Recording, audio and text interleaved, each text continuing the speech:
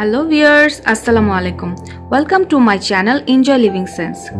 শীতের সবজিতে বাজার ভরে গেছে, আর এখনই উপযুক্ত সময় শীতের সবজি সংরক্ষণের। ভিউয়ার্স, আজকে আমার ভিডিওর কন্টেন্ট হলো ফুলকপি এবং সিম সংরক্ষণ। সারা বছর ধরে কিভাবে আপনারা শীতের সময়ে এই ফুলকপি এবং সিম সংরক্ষণ করবেন তারই ভিডিও আজকে আমি আপনাদের সাথে শেয়ার করব। ভিউয়ার্স, শীতের সময় সবজির যে টেস্ট হয় সারা বছরে যে ফুলকপি বা সিম আমরা বাজার থেকে কিনি সেগুলোর কিন্তু এত টেস্ট হয় না। তাই ভিউয়ার্স, শীতের সময় এই ফুলকপি সবজি সংরক্ষণ করে রাখলে সারা বছর এই ফুলকপি এবং সিমের যে টেস্ট আমরা পাবো তার কিন্তু কোনো তুলনাই নেই। চলুন ভিউয়ার্স, চলে যাই মূল ভিডিওতে। যারা আমার আজকে চ্যানেলে নতুন তারা অবশ্যই আমার চ্যানেলটি সাবস্ক্রাইব করবেন বেল আইকন সহ, এবং আমার চ্যানেলের সাথেই থাকবেন। আমি ভিডিওর শেষে কিছু টিপস এবং ট্রিক্স আপনাদের সাথে শেয়ার করব। আশা করি আমার চ্যানেলের সাথেই থাকবেন। চলুন চলে যাই মূল ভিডিওতে। ভিউয়ার্স, প্রথমেই চলে আসি ফুলকপি সংরক্ষণ। ফুলকপি প্রথমে ভালো করে এভাবে কেটে টুকরো টুকরো করে নিতে হবে। সাইজটা আমি আপনাদের দেখিয়ে দিচ্ছি। ভিউয়ার্স দেখুন, এতটুক সাইজ করে কেটে নিতে হবে, এর চেয়ে ছোটও না বড়ও না। এভাবে কাটলে আমরা বিভিন্ন মাছের তরকারিতে দিতে পারবো, সবজিতে দিতে পারবো, এবং পাকোড়া তৈরির সময় আমাদের একদম পারফেক্ট সাইজটাই থাকবে। তাই আপনারা চেষ্টা করবেন এতটুক সাইজ করে নেওয়ার জন্য। আমি চুলায় পানি বসিয়ে দিয়েছিলাম, পানি একদম বলক উঠেছে। এখন আমি এক এক করে ফুলকপিগুলো পানিতে দিয়ে দিচ্ছি। ট্রাই করতে হবে ফুলকপিটা যেন একদম ফ্রেশ হয়, বাজার থেকে একদম ফ্রেশ সবজি কিনে নিয়ে আসার জন্য, এবং এটাতে যেন কোনো দাগ না থাকে, কোনো রকমের পোকামাকড় না থাকে, আপনারা সেটি খেয়াল করবেন। এবং পানিতে কিন্তু একেবারে সিদ্ধ করে ফেলা যাবে না, একদম ঘড়ি ধরে 1 মিনিট এই ফুলকপিগুলোকে সিদ্ধ করতে হবে, অর্থাৎ ব্লাঞ্চ করতে হবে। 1 মিনিটের একটুও বেশি না। বেশি সিদ্ধ হয়ে গেলে কিন্তু পরবর্তীতে এগুলো আর টেস্ট লাগবে না, এগুলো একদম গলে যাবে। আর 1 মিনিট থাকলে এটি হালকা ক্রাঞ্চি ভাব সবসময় থেকে যাবে। ভিউয়ার্স, 1 মিনিট হয়ে গিয়েছে। দেখুন ফুলকপিগুলো কেমন একটু হালকা সবুজ সবুজ হয়ে গিয়েছে। ঠিক এরকম অবস্থায় ফুলকপিগুলো নামিয়ে নিতে হবে। এখন আমি এক এক করে ফুলকপিগুলো সব নামিয়ে নিচ্ছি। ভিউয়ার্স, আমি সবগুলো ফুলকপি তুলে নিয়েছি। দেখুন কালারটা কত সুন্দর এসেছে। এখন আমি এই ফুলকপিগুলো একদম ডাইরেক্ট ফেলে দিব এই বরফ পানিতে। আপনারা দেখুন এরকম বরফ পানি আপনারা আগে থেকে রেডি করে রাখবেন, এবং চুলা থেকে ফুলকপিগুলো নামানোর সাথে সাথেই এই বরফ পানিতে ঢেলে দিতে হবে। তার কারণ আপনারা যদি এটা আপনি বাহিরে রেখে দেন, বয়লিং এর প্রসেসটা কিন্তু চলতেই থাকবে, অর্থাৎ ফুলকপিগুলো কিন্তু আস্তে আস্তে নরম হয়ে যাবে। এই জন্য চুলা থেকে নামানোর সাথে সাথেই এই ফুলকপিগুলো বরফ পানিতে ছেড়ে দিতে হবে। এখন আমি ফুলকপিগুলো পানিতে ঢেলে দিচ্ছি, আইসের এই পানিটাতে।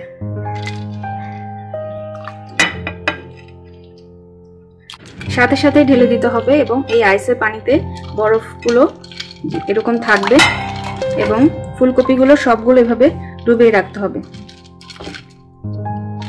2-3 মিনিট রাখার পরে ফুলকপিগুলো যখন ঠান্ডা হয়ে যাবে, ফুলকপিগুলো আবার তুলে একটু শুকনো টাওয়ালের উপরে বিছিয়ে দিতে হবে। মোটামুটি 4-5 মিনিট হয়ে গিয়েছে। এখন আমি ফুলকপিগুলো তুলে নিচ্ছি। পানি মোটামুটি ঝাঁকিয়ে এরকম প্লেটে তুলে নিতে হবে। ড্রাই হয়ে গিয়েছে, অর্থাৎ পানিগুলো সব টেনে গিয়েছে। এখন আমি এগুলোকে একটি বক্সে নিয়ে নিব। এরকম একটি বক্স আপনারা নিয়ে নেবেন, এবং তার নিচে এরকম একটি কিচেন টিস্যু বিছিয়ে নেবেন। এটি আমি আপনাদেরকে দেখাচ্ছি, আমরা বাসায় যখন ফুলকপির পাকোড়া তৈরি করি, বা 7 দিন বা 10 দিনের জন্য আপনারা যদি ফুলকপি সংরক্ষণ করতে চান, অর্থাৎ ইনস্ট্যান্ট যে কোনো পাকোড়া বা যে কোনো ভাজি বা তরকারিতে দিতে চাইলেও আপনারা এইভাবে ফুলকপিগুলোকে রেখে দিতে পারেন। এভাবে রাখলে চটজলদি ফ্রিজ থেকে বের করে আমরা পাকোড়া তৈরি করে ফেলতে পারবো, এবং টেস্ট একেবারেই অপরিবর্তনীয় থাকবে, অর্থাৎ টেস্টের কোনো হেরফের হবে না। এভাবে আমরা রেখে দেব নরমাল ফ্রিজে 1 সপ্তাহ থেকে 10 দিন পর্যন্ত। খুবই ভালো থাকবে, টেস্টের কোনো হেরফের হবে না। আমাদের কর্মব্যস্ত জীবনে আমরা আমাদের জীবনকে খুব সহজ করতে চাইলে এই ধরনের টেকনিক এবং টিপসগুলো আমরা ফলো করতে পারি, যাতে আমাদের জীবন খুব সহজ এবং স্মুথ হয়ে যায়। এরকম একটি বক্সে আপনারা ভরে রেখে দিতে পারেন, এবং সারা সপ্তাহ জুড়ে আপনারা নানা রকম স্ন্যাক্স খেতে পারেন ফুলকপি, এবং তরকারিতেও ব্যবহার করতে পারেন। ভিউয়ার্স, এখন আমি দেখাবো ডিপ ফ্রিজে কিভাবে ফুলকপি আপনারা সারা বছর ধরে সংরক্ষণ করবেন। সব প্রসেস অলমোস্ট একই থাকবে, অর্থাৎ এই পর্যায়ে এসে এই ফুলকপিগুলোকে একটি প্লেটে আমরা নিয়ে নিব। ভিউয়ার্স, এখন আমি এই ফুলকপিগুলো ফ্রিজে রেখে দিচ্ছি, অর্থাৎ ডিপ ফ্রিজে রেখে দিচ্ছি 2-3 ঘন্টার জন্য। 2-3 ঘন্টা পরে আমি আবার এই ফুলকপিগুলো বের করে দেখব যে কেমন আইস হয়েছে। এখন আমি রেখে দিচ্ছি ডিপ ফ্রিজে 2 থেকে 3 ঘন্টার জন্য।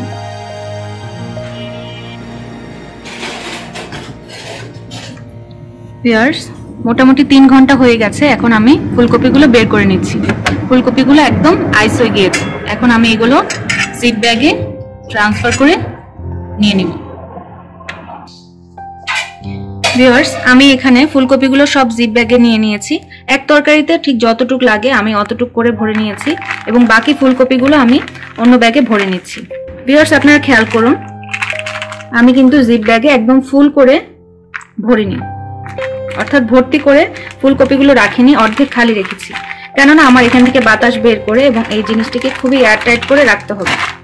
এবং আমার এক তরকারিতে যতটুকু লাগবে বা বিকালের নাস্তায় আমার পরিবারের জন্য যতটুকু লাগে আমি অতটুকু আন্দাজ করে ফুলকপিগুলো রেখেছি। আপনারা ঠিক অতটুকু ভাবেই রাখবেন আপনাদের পরিবারের যতটুকু লাগবে। এবং শক্ত এই ফুলকপিগুলো আপনারা একবারই বের করে রান্নায় ব্যবহার করার চেষ্টা করবেন। বারবার ফ্রিজ থেকে বের করে বাহিরে রেখে আবার কয়েকটা বের করে আবার কিন্তু এই প্যাকেটটা ফ্রিজে রাখবেন না। তাহলে কি হবে, ফুলকপির টেস্টগুলো ভালো লাগবে না এবং ফুলকপির খাদ্যগুণ সেগুলো নষ্ট হয়ে যাবে। ভিউয়ার্স, আপনাদের সাথে আরেকটি জিনিস আমি শেয়ার করি। অনেকেই ভাবেন সবজি ভাবে সংরক্ষণ করার দরকার কি, সবজি তো বাজার থেকে কিনে সবসময় ফ্রেশই খাওয়া যায়। কিন্তু আমাদের কর্মব্যস্ত জীবনে আমাদের অনেক সময় অনেক কিছু সংরক্ষণ করে রাখার প্রয়োজন পড়ে। সেই জন্য এই সংরক্ষণের নানান টেকনিক এবং টিপস আমরা ফলো করি। অর্থাৎ বছর জুড়ে আমরা কিন্তু সব ধরনের সবজি পাই না। সেজন্য শীতকালীন কিছু সবজি যদি আমরা এইভাবে ফ্রোজেন করে রাখি, শীতকালীন এই সবজিগুলোর টেস্ট কিন্তু অনেক অসাধারণ হয়। সেই জন্য আমরা শীতকালীন এই সবজিগুলো এভাবে ফ্রোজেন করে রাখতে পারি এবং সারা বছর ধরে খেতে পারি।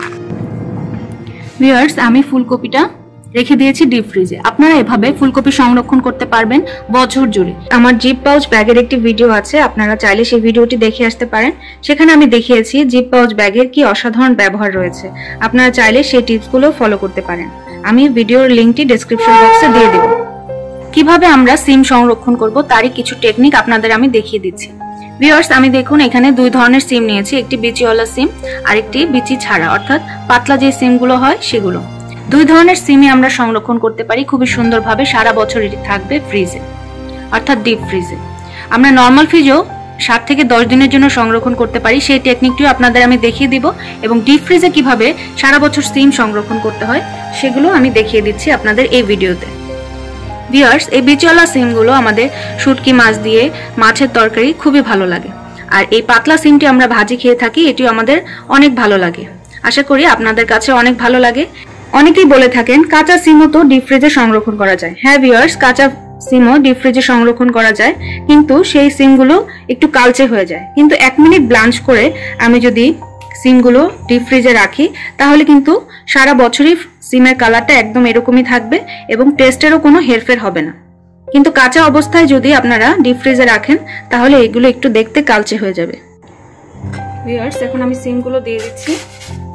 পানি একদম বলক চলে এসেছে, আমি সবগুলো সিমই দিয়ে দিচ্ছি পানিতে। এখন জাস্ট আমি 1 মিনিটের জন্য এই সিমগুলো ব্লাঞ্চ করে নিব। 1 মিনিটের একটু বেশি রাখা যাবে না, তাহলে সিমগুলো একদম বয়েল হয়ে যাবে। ভিউয়ার্স, সিমগুলো আমি 1 মিনিটের মধ্যেই চুলা থেকে নামিয়ে নিয়েছি এবং ডাইরেক্ট এই আইস পানিতে আমি সিমগুলো দিয়ে দিয়েছি। কেননা আমি যদি প্লেটে নামিয়ে রাখতাম তাহলে এই সিমগুলো কিন্তু বয়েলিং প্রসেস চলতেই থাকতো। সেই জন্য আমি ডাইরেক্ট এরকম আইস পানিতে দিয়ে দিয়েছি। এখন আমি 4 থেকে 5 মিনিটের জন্য সিমগুলোকে ঠান্ডা হতে দেব এবং এখান থেকে তুলে আমি একটি টাওয়ালে শিফট করব। ভিউয়ার্স, এখন আমি প্লেটে সিমগুলো নিয়ে নিয়েছি, অর্থাৎ পাতলা সিমগুলো আমি আগে নিয়ে নিয়েছি। এগুলো এখন আমি ডিপ ফ্রিজে রেখে দেব 2 থেকে 3 ঘন্টার জন্য, একদম আইস হয়ে যাওয়ার জন্য। ভিউয়ার্স, আমি সিমগুলো ডিপ ফ্রিজে রেখে দিয়েছি। আমার ডিপ ফ্রিজে একটি চেম্বারে আমি রেখে দিয়েছি। ভিউয়ার্স, আমার ফ্রিজটি একটি নন ফ্রোস্ট ফ্রিজ। আপনারাও চেষ্টা করবেন নন ফ্রোস্ট ফ্রিজে এই ধরনের ফ্রোজেনগুলো করার জন্য। কিন্তু যাদের ফ্রিজে আইস জমে তারা চেষ্টা করবেন আরেকটু বড় প্লেটে ছড়িয়ে এই সিমগুলো এভাবে রাখার জন্য। তাহলে সিমগুলো জমে গেলেও একটি আরেকটার সাথে লেগে গেলেও ছাড়ানো যাবে এবং সম্পূর্ণ জমে গেলে তখন একটি একটি করে ছাড়িয়ে ছাড়িয়ে আপনারা পলি ব্যাগে ভরে বা জিপলক ব্যাগে ভরে রাখতে পারবেন। ভিউয়ার্স, আমি সিমগুলো জিপ ব্যাগে ভরে ফেলেছি এবং এই বিচওয়ালা সিমগুলো এই বক্সে নিয়ে নিয়েছি। এগুলো সব জমে আইস হয়ে গিয়েছে এবং এগুলো আইস হয়ে গিয়েছে। ঠিক এইভাবে আপনারা ফ্রিজে রেখে দেবেন। ভিউয়ার্স, দেখুন কালারগুলো কিন্তু একদম ঠিক রয়েছে, কোনো কালার চেঞ্জ হয়নি। এভাবে আপনারা সারা বছর সিম খেতে পারবেন। আজ তাহলে এ পর্যন্তই। আজকে আমি দেখালাম ফুলকপি এবং সিম কিভাবে আপনারা ডিপ ফ্রিজে সংরক্ষণ করবেন। আশা করি আজকের ভিডিওটি আপনাদের ভালো লেগেছে। ভালো লাগলে অবশ্যই একটি লাইক, কমেন্ট, শেয়ার করবেন এবং আমার চ্যানেলটি সাবস্ক্রাইব করবেন উইথ বেল আইকন। আল্লাহ হাফেজ।